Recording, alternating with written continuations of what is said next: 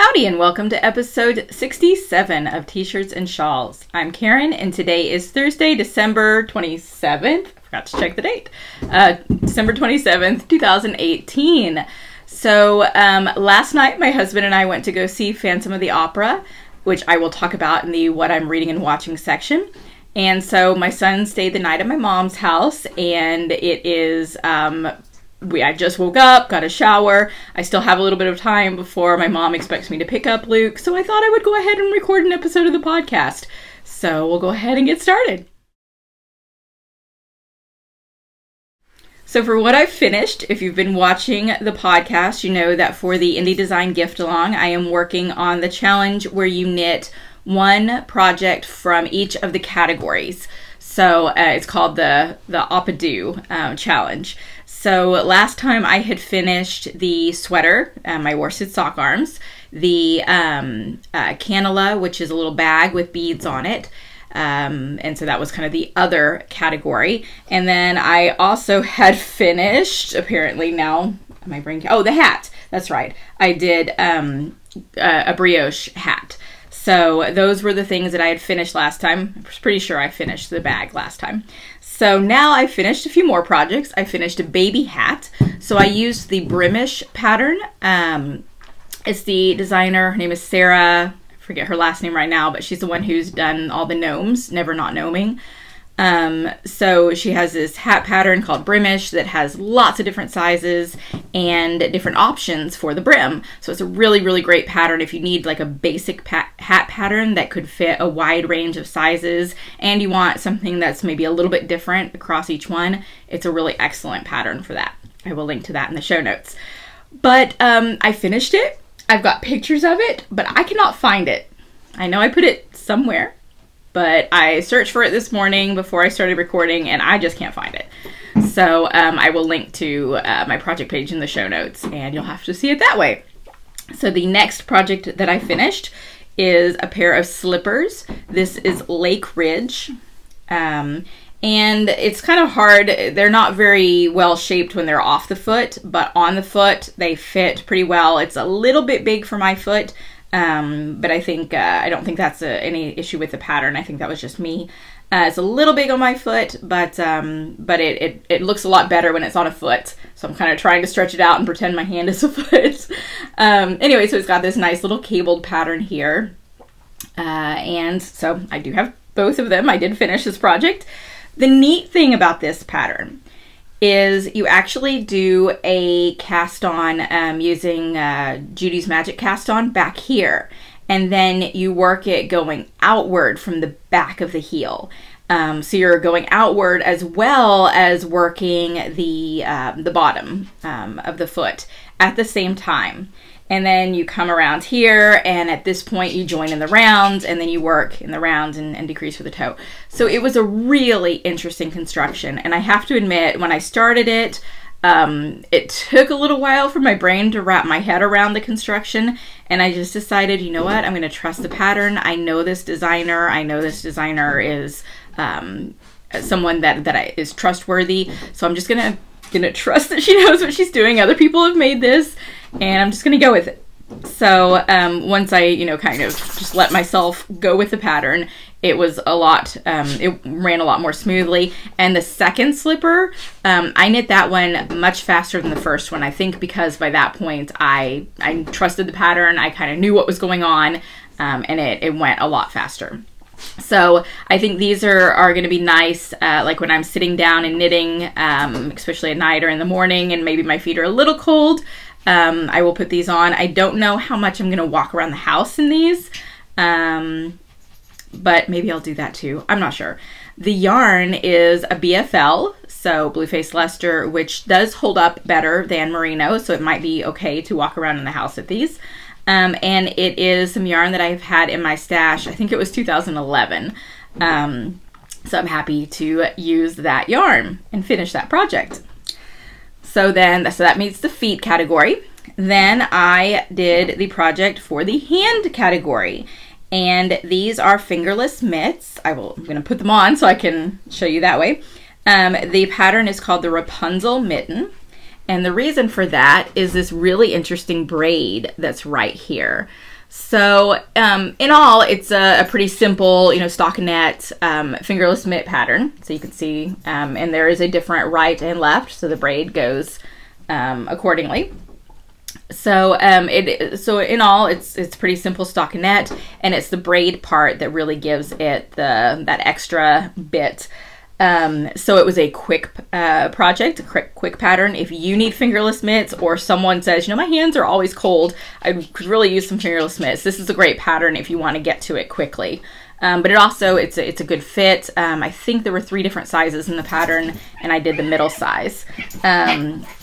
So they're nicely fitting, and this was fun. So I don't want to give away the pattern, because this really is kind of the what makes the pattern. But basically it involves dropping down and working back up stitches. I'm gonna leave it at that, because again, I don't want to give away exactly what happens. But it was fun. I did mess up just a little bit on the first pattern, so you can see there's a gap right there. I think there was a strand when I dropped down that I didn't get to. So, but that's okay. I'm perfectly happy with that. And so that's hands category checked off. Then I along with those, I was working on the adventurer cowl. So this is, both sides of the cowl. This is a project that is kind of designed to be used with the minis that a lot of people get from advent calendars. I did not get any advent calendar minis this year, so I dug in my stash, and I had a set of minis from Teeny Button Studio that were Harry Potter themed, and I think there were 6 colors in that set, and I needed 12 for the cowl. So I also it wasn't listed in Ravelry, and I had completely forgotten about it. I found this little bag in my stash that had minis from Madeline Tosh. I think it's the Mad Tosh Unicorn Tails. They weren't even labeled. They were just in a bag that said Mad Tosh. So the colors actually, I think, looked pretty good with the Harry Potter colors. So I thought this would be really great to put in there. And that got me to 11. And I needed a 12th color, so this kind of aqua color, I guess it's aqua-y, that is one of the minis that I got in the goodie bag for Into the Wool. So I thought that was kind of a nice little color to kind of go between these 2 creamish type of colors, just to kind of give it a little bit more pop. So I think that altogether I got to use several different minis that I had in my stash, and I really like the way that this turned out. So this is the adventurer cowl. And the one bad thing about a project with tons of minis, there are so many ends you have to weave in, and I thought, oh, I'll weave in the ends as I go, that way it'll be so much easier. Yeah, I did that for the first 2, and then I just kept knitting and did not weave in any more of the ends until at the very end. But a friend and I went up to McKinney Knittery, which I will talk about in the What I'm Stashing section, and she drove, so in the car on the way up there, that's when I wove in all the ends. So, sitting in a car, that's kind of a good time for weaving in ends. So I'm going to show you, make sure you see all the colors and all the fun of this cowl. It is knit flat and then grafted together at the end using a 3-needle bind off, since it is mostly a garter based stitch pattern. The 3-needle bind off worked really nicely, because then it kind of mimicked that garter ridge. So this is a good project if you have some minis. I think this was a lot of fun. Just, make sure that you're gonna have some ends to weave in. So that makes 7 of the 8 categories, and I will talk about the 8th project in the What I'm Knitting section, but I am getting there. Time is running out. We only have until midnight of December 31st, so I need to definitely knit faster on this last project, but I'm so close. I'm almost there.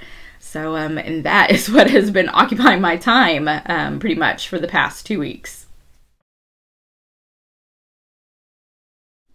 So the final project in my series of 8 projects is the shawl category, and I am working on the Evanescence shawl. So this is a brioche shawl, and it's something that has little waves. So I think there are going to be 2 more sections. So it'll be another, on this side, it'll be another purple dominant and another pink dominant section. So it'll widen some more, and then it'll narrow again until it gets narrow like this end. So I'm really looking forward to the point where I get to the widest part, and I will be able to get to the decreasing section. I think then it'll go a lot faster. So hopefully I will get to that point soon. I want to show you the other side because this brioche is reversible. But I gotta say, I do enjoy this project, but it does take a while. So I am hoping that I will be able to finish it in time for the gift along. But I'm not going to stress about it. I'm going to put a lot of effort into it, but I'm not going to stress about it because I really don't want my knitting to be stressful knitting. But I really want to finish the challenge because I am so close. So I will do my absolute best to be working on this and to get it done. If you follow me on Instagram, I will post whether or not I finish it in time on Instagram. Or if you want, you can ask me about it in the Ravelry group for the podcast, and I'll talk about it there. So I'm so close. I'm almost there. And this is all I have been knitting on. I think I maybe knit a couple of rounds of my sock project. Yeah, actually, I know I knit a couple of rounds of my sock project. Just the, self-striping sock that I always have going. But that is it. I have not worked on any other projects because I want to finish this challenge. But I have to say, I'm really looking forward to getting to some other projects. I've enjoyed what I've been doing, but I want to get back and finish some of the other things that I'm working on. And then there are some other projects that I want to cast on, some things that I've gotten yarn for, which I will show you in just a little bit, and projects that I'm really excited about. So I'm going to push through and get this done, and meet the challenge, and then enter the new year with some new projects and finishing up some old ones, hopefully.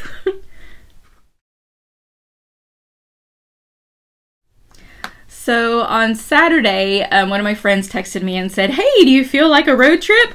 And she wanted to go to McKinney Knittery. We had actually talked about going, so it wasn't like a complete surprise.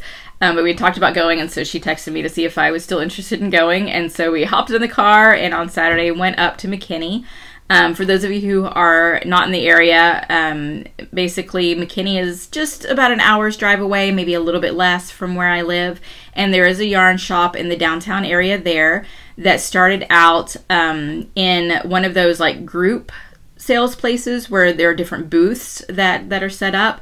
And then she got an individual location, but it was very small. And then a spot opened up, a much bigger spot opened up more on the square in downtown McKinney, which downtown McKinney is a really, really nice place. I like it there a lot.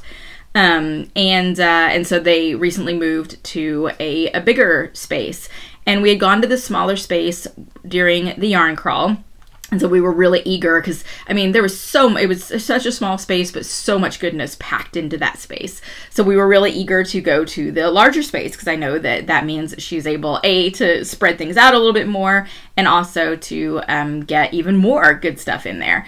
So, so this is the first time that I had been to the new, bigger location, and it is just as good as I dreamed it would be. It really is a wonderful location. If you are in the area or you are visiting, Wally is about to knock over my photo box. Anyway, if you are in the area or if you are visiting, go check it out. It is a really, really fabulous, nice yarn shop. And I love their bags. So they've got the McKinney Knittery logo, and then there are little sayings on bags, and there are different sayings. So the one that I got is this one. So my problem isn't that I buy too much yarn. My problem is that I shop faster than I knit. It's harder to read looking at the screen. So I shop faster than I knit. Yep, that's probably true for all of us. And I forget the one that my friend got, but like I said, I love their bags because they've got fun little sayings on them.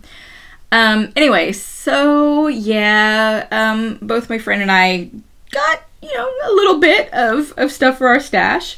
So one of the things that I wanted to do was get some DK weight yarn for another brioche shawl, another Leslie Ann Robinson. I think it's called Donita. I should have looked that one up. But anyway, it's a DK weight shawl, and it needs 2 skeins of DK weight for each color. And my DK stash is not so big, and definitely DK with 2 skeins of 2 colors that go together well for brioche. I really don't have that. So that was kind of my goal as I was going into it. And I found, and I do have 2 skeins of each, but I found this Magpie. That light is, so Magpie. This wonderful MCN. I'm kind of spoiling myself. Merino Cashmere Nylon yarn. And I really liked kind of the speckles in it. And then I pulled this yarn to go with it that definitely matches with these speckles, and I think that'll be really nice. So like I said, got 2 skeins of each, so that way I can do that brioche DK weight shawl. And so when I first saw this yarn, there was another similar but maybe a little bit brighter color with 2 skeins, and that was what I was thinking. But I was going to walk through the rest of the store and look to see if there were other options before I'd made the decision. So I kept walking around, then I finally decided this was it. This was the yarn I wanted. And I went back, and that other color that was similar to this, there was only 1 skein left. Apparently someone else who was shopping at the same time had picked up one of the other skeins. So kind of a little, I guess, note to self, note to you guys, if you're thinking about something and it's a very strong contender, go ahead and pick it up and hold on to it, because if there are other shoppers, someone else just might get to it first. But this color was on the end, and I hadn't really seen it as much before. I didn't notice it. And then when I did see it, I think that this one actually matches just even a little bit better than the other color. So I'm actually glad that the other person picked up that yarn, because I'm happier with this than with my first matchup. Very similar color, but I think this one really matches well. So I've got that. And then the friend that I went with, she has really gotten interested lately in knitting with mohair. So in particular, lace weight mohair silk blend, especially carrying it with another yarn. So she actually has I think it's the Adventurer shawl, a wrap, so I did the Adventurer cowl, and then the designer has an Adventurer wrap, and I think that's the project that my friend's working on, and she's holding mohair with it. So I've never really liked mohair because I find it very scratchy, and my biggest experience with mohair is a big Afghan that I made out of it. And I really don't use the Afghan because I just, I don't really find the mohair to be, I mean, it was a mohair wool blend, and I really don't like it. I should have picked something else. That was something I made quite a few years ago. Anyway, so I haven't really been interested in the mohair thing, but I really like the projects that my friend's been working on. So I saw this yarn. So this is, oh, I've got my light positioned horribly today. This is Chasing Rabbits Fiber Co. And I mean, if you've watched the podcast or if you just see my hair, this is my color. So I really, really love this color. And part of me thought maybe I should try to get something different since, you know, this goes with this too. Anyway, but Chasing Rabbits also had some of the mohair silk. So I got this one. And again, you know, very similar color family. It goes pretty well here. And I think I'm going to make maybe a hat or something holding this yarn and this yarn together. Just to kind of get that little halo effect. So I haven't picked out a pattern yet, but I'm pretty sure that's what this is going to become. So I'm this seems to be one of the trends, this mohair thing. And I did, just kind of an aside for Roundtable Yarns, when I placed my last yarn order, I did order 1 skein of this mohair silk blend to dye, to see if I like dyeing it, because it is so fuzzy. I'm going to see if my dyeing methods, I don't want it to basically make it too fuzzy or to wear the yarn So I will try dyeing it, and if I like it, I might do a limited run, maybe for DFW. Hold me to it yet. I don't know for sure if I like it. I want to work with it and make sure, because I don't like selling anything that I don't personally like and stand behind. But that is something that I'm kind of sort of looking into as a possibility for Round Table Yarn. So if that's something you're interested in, let me know. Because if you're not interested in it, then I'm not going to spend the time and money to do it. But if you are interested, I will pursue it more. Anyway, so this is the other yarn stuff that I got at McKinney Knittery. Then I think I've mentioned before, well, I know I've talked about the Addi Flexi Flips that are the double pointed needles, but you only need 3 because the center is flexible. And I said I really have been enjoying working with those for the most part. But my biggest, I guess, complaints about them is that one end is sharp and one end is dull.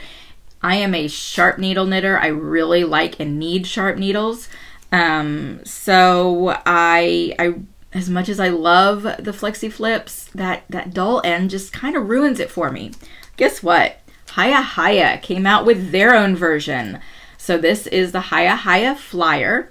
And it is their sharps. So I really like the Hiya Hiya sharps. It's got a good sharp tip on it on both ends. So I'm ecstatic that McKinney Knittery had these in the size that I use, my 1.5s, which is a 2.5 millimeter. So that is my sock size. I am just super excited to get these.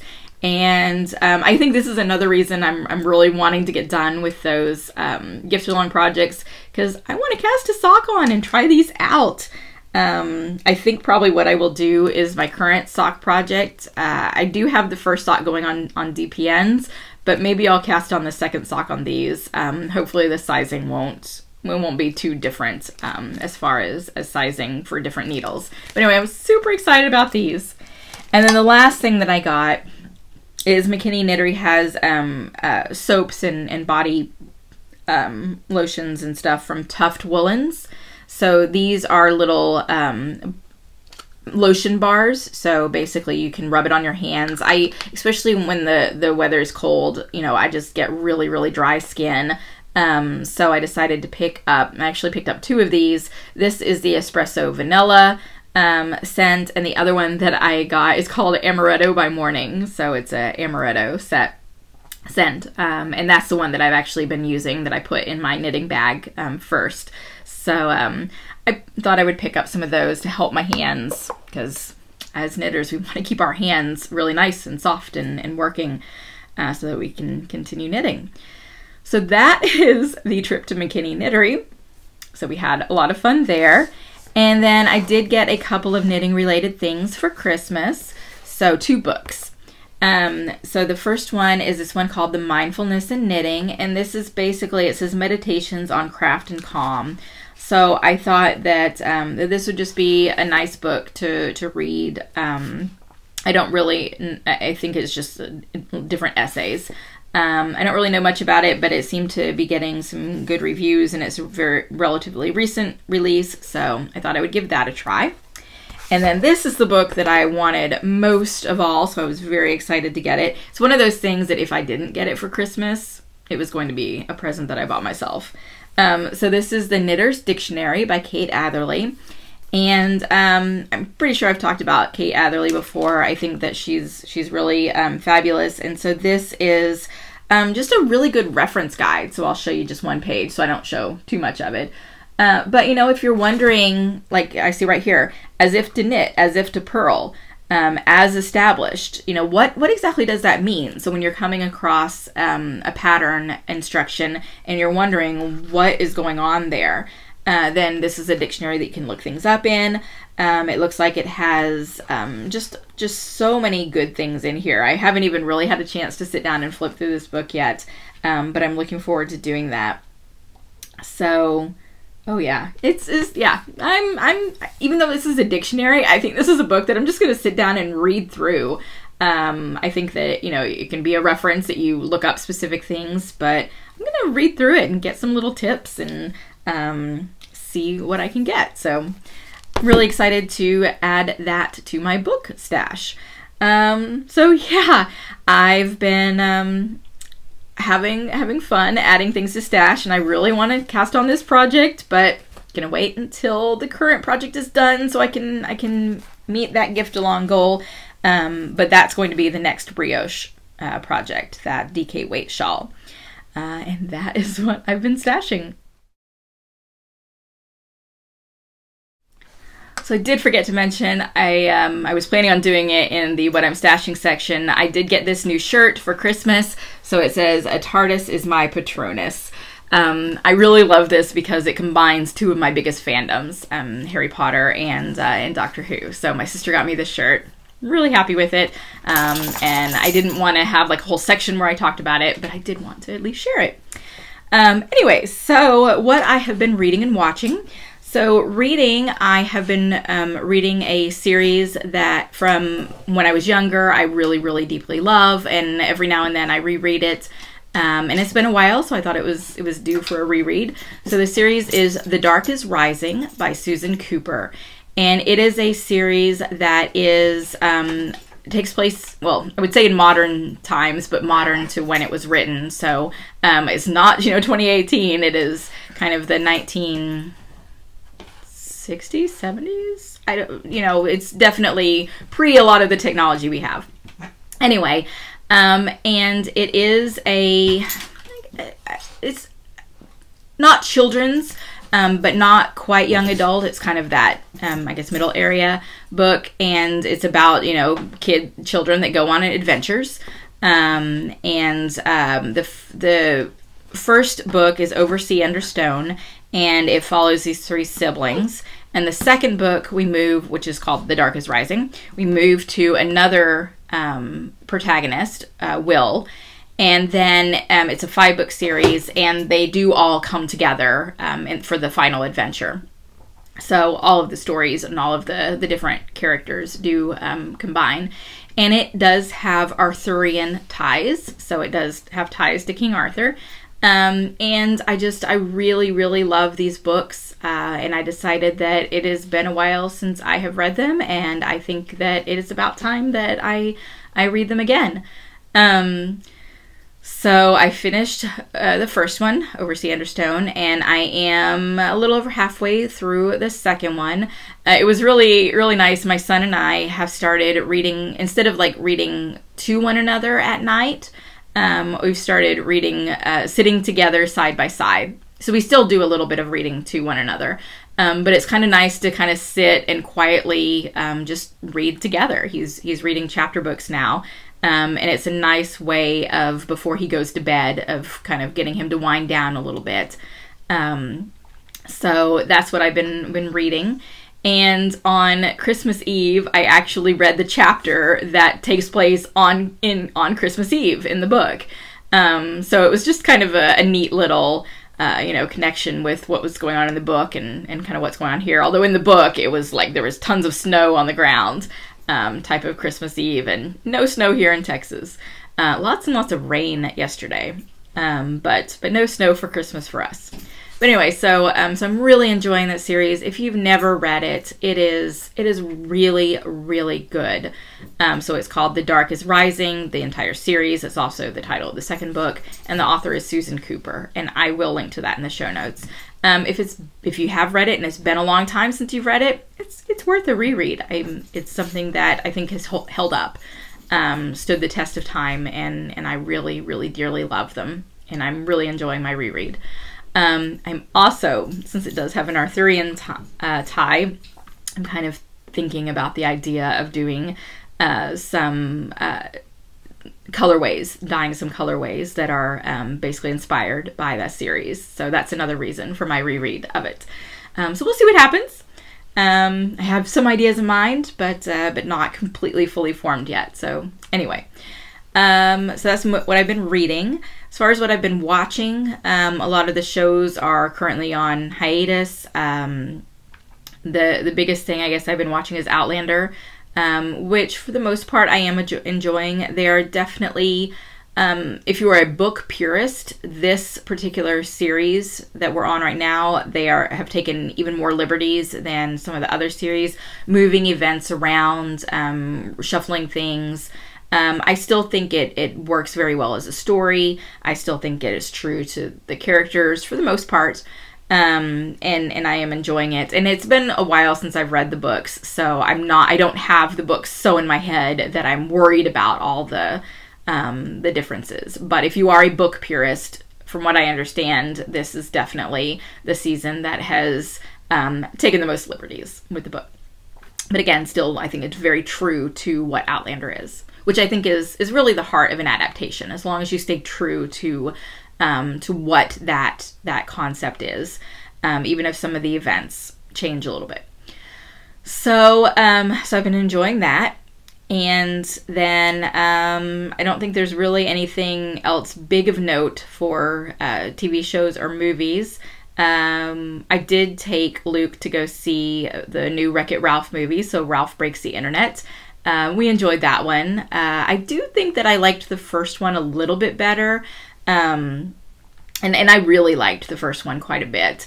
And so this movie was good, but I don't know, it didn't seem quite as strong as the first one.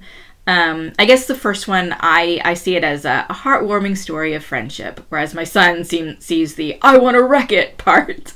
But, you know, a heartwarming story of friendship. And I guess you could call the second movie a look at friendship as it develops, kind of what happens once you're past that initial we're best friends phase. You know, how does best friendhood continue on? So kind of looking at, if you're looking at that theme, that's kind of the theme of what it is. I really liked their concept of the internet and how visually that was represented. So that was a lot of fun. So yeah, I do think that all in all is definitely a very good movie. I just like the first one a little bit more. So that was fun to get to take my son to see that. Then, like I mentioned at the very beginning, last night my husband and I went to see Phantom of the Opera. So we have season tickets to the Dallas musicals. And I think, well, we went to see Elf. Elf was an add-on. It wasn't part of the season ticket holders, but we added that on and we saw Elf, which I really liked. And then Phantom kicked off this season for the official ticket holders. And then there's some other really great things that are coming. Another add-on is the Book of Mormon. Went ahead and added that on. Hamilton. Yes, I will get to see Hamilton. And I'm really looking forward to that. And then Miss Saigon, which I saw many, many years ago and really love. So I'm excited to see that one again. We've got Hello Dolly, Fiddler on the Roof. I'm going to take Luke to see Aladdin. So yeah, so it's a really good run, I think, for this season. I'm looking forward to some of the shows. So anyway, Phantom of the Opera. I have loved Phantom of the Opera since I was in either 5th or 6th grade. I can't remember which, because we had the same teachers for 5th and 6th grade, and each year in music we studied a musical.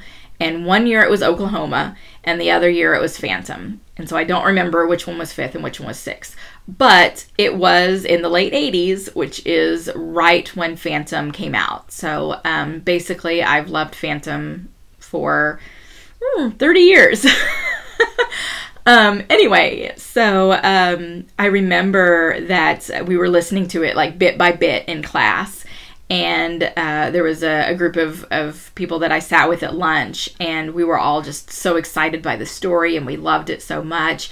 And I remember this one girl, her parents got her I think they actually got the record.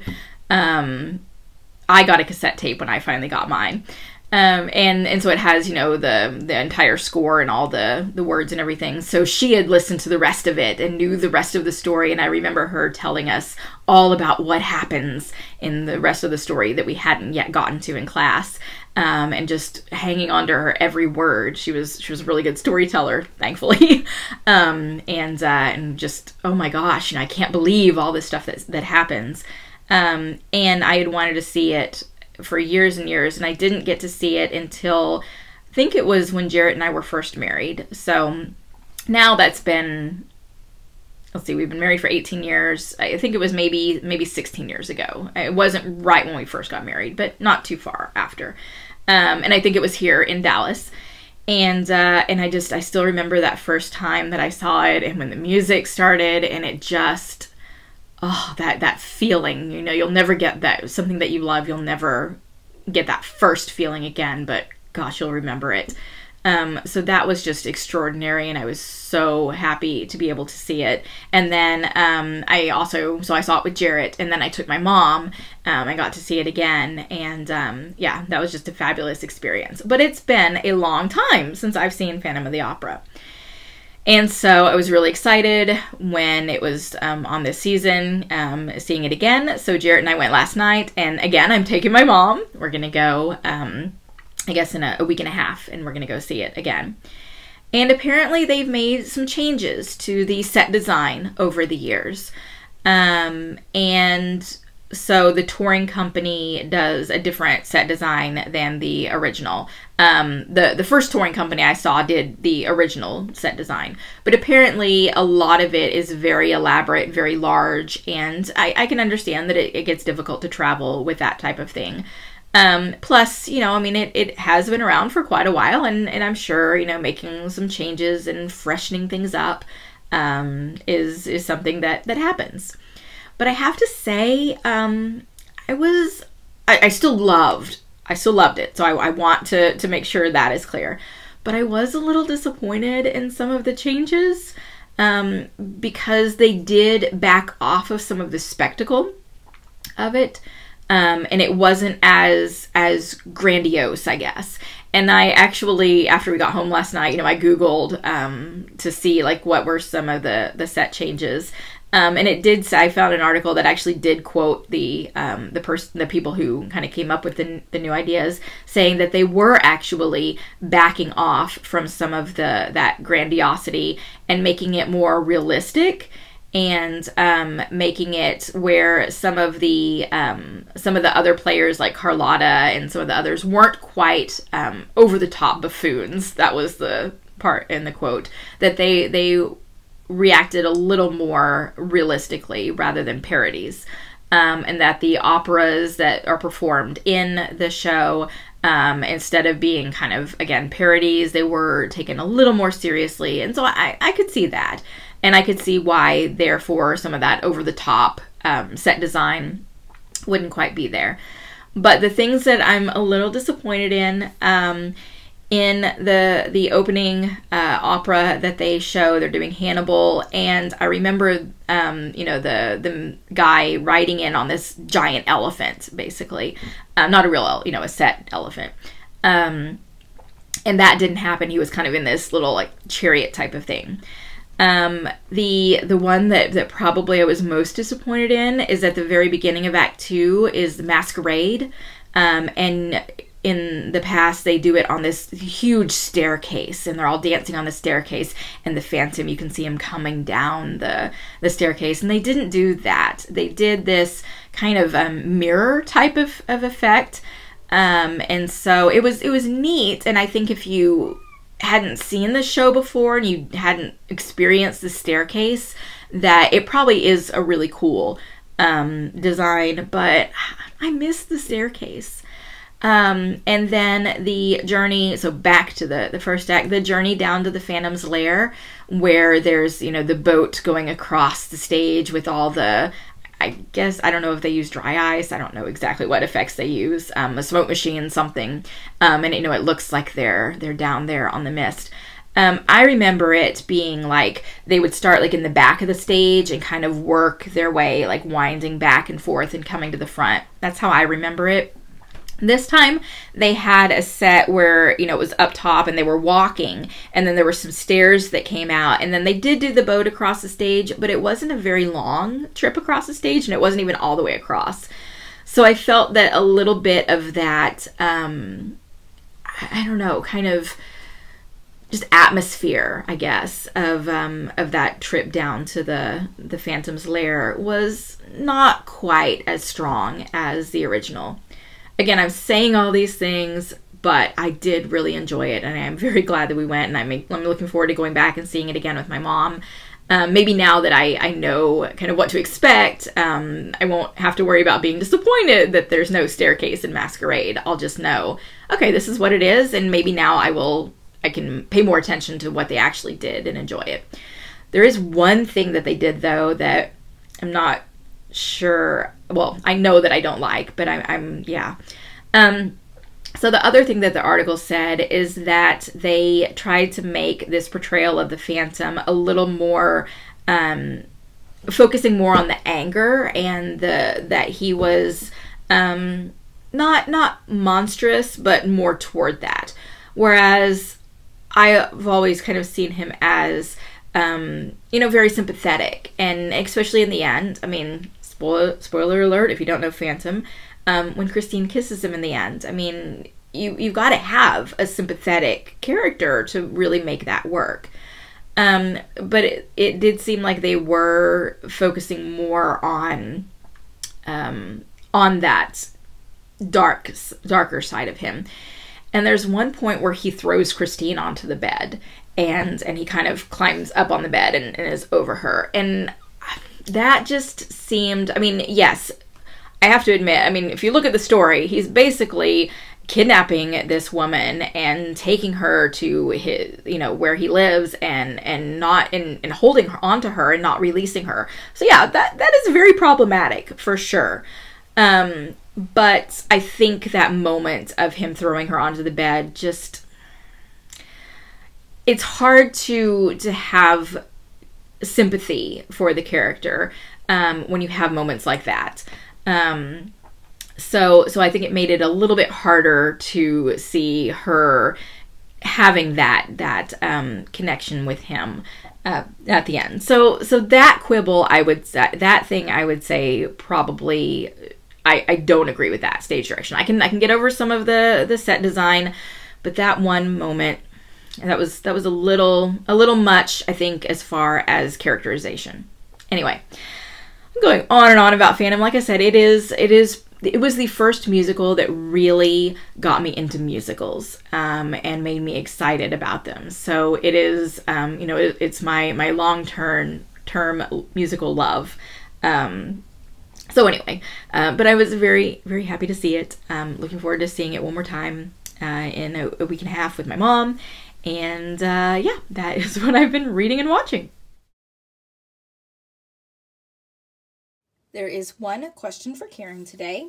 Craft Mouse asks, in the last podcast, you talked about some stash beads you found and that they were size 8. Do you have any tips for how you can determine the size of mystery beads? Basically, the best way to determine it is to compare it with other beads that you do know the size of. So, for example, these 3 beads right here are a size 6. You can see, let me go ahead and zoom in on them. You can see that they are all the same size, and the 3 over here are a size 8. They are all the same size. This gold one down here is the one that was my mystery bead, so if I compare them to the other size 8s, it's definitely that size. Oops, get the right one. The gold one over here, if I put it over here with the size 8s, you can tell it is definitely, or the size 6s, it is definitely smaller than those. So it belongs over here with the 8s. And in general, so first of all, the larger the number, the smaller the bead. So that's why 8 is smaller than 6. Generally, these are the 2 size beads you'll work with, usually size 8 for lace weight yarn, size 8 for lace weight yarn and size 6 for fingering weight yarn. If you want to use larger yarn, you get larger beads. Again, the number will be smaller though. So if a 5 bead or a 3 bead or so on. But these are the ones that most often you would be working with. So really just compare them with other beads. You can also, if you just even look at the tube of beads, so I've got these 2 tubes, these are the 8s and these are the 6s. So you can see that there. You can kind of just tell from how they fill a tube. You're going to get a lot more 8s because they are smaller in a tube than you are 6s. And you can tell there's a lot of empty space kind of between each bead because the bead is bigger. And this one, they can fit a lot more in there in the tube. So you don't even have to take the beads out. Sometimes you can just compare how they fit in a tube to see what size it is. So really, best way is comparison. So a reminder about the quarterly knit along, crochet along. We are almost at the end of the fourth quarter, so we've got some really awesome finished objects that are in there. If you have finished your shawl for the fourth quarter, or almost finish it, if you finish it by the end of the quarter, make sure you post it in the FO thread so you can be entered for the giveaway. I showed you this last time. This is some of my hand spun. I believe it is a blend. I know it's got bamboo and merino in it. I don't remember right now if it has silk in it. I do not have that written down on the tag. I will add that to the tag before I send it off to the winner, so you know for sure what it is. But this is some of my hand spun. The dyer is Fat Cat Knits. I really love this yarn, but you know, I don't use my hand spun, and I need to use it more. So I want to send it to someone who will hopefully get a lot of great enjoyment out of it. Oh, it's a little sad to see it leave, but anyway, I hope whoever wins it enjoys it. And make sure again that you post your FO if you haven't already by the end of December 31st. I will do the drawing on January 1st.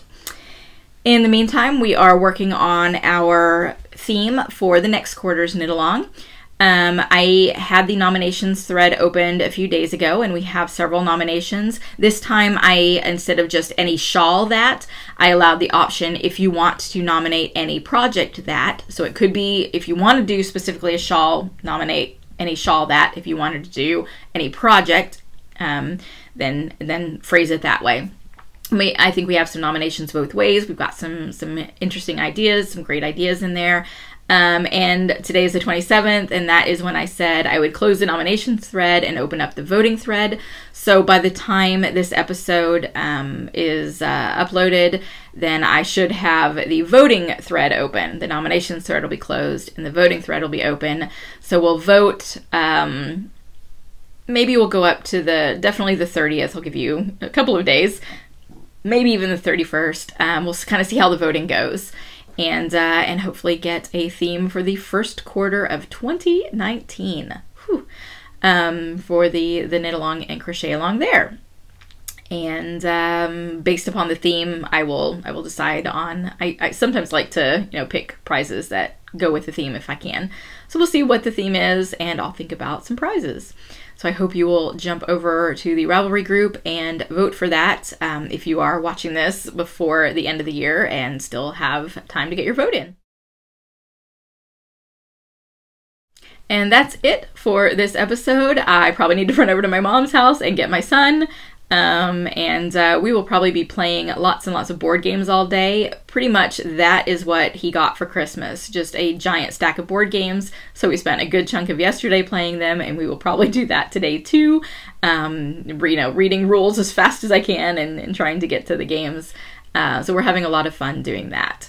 And I hope that you had really, really happy holidays, whatever you celebrate, and I hope you have a very happy new year. Come over to the Ravelry group and the discussion thread for this episode. I'd love to hear your thoughts on anything I talked about. Share if you got any fun crafting types of things for the holidays, and or you could leave a comment here on YouTube. Otherwise, I guess I will see you guys next year. Until then, happy knitting!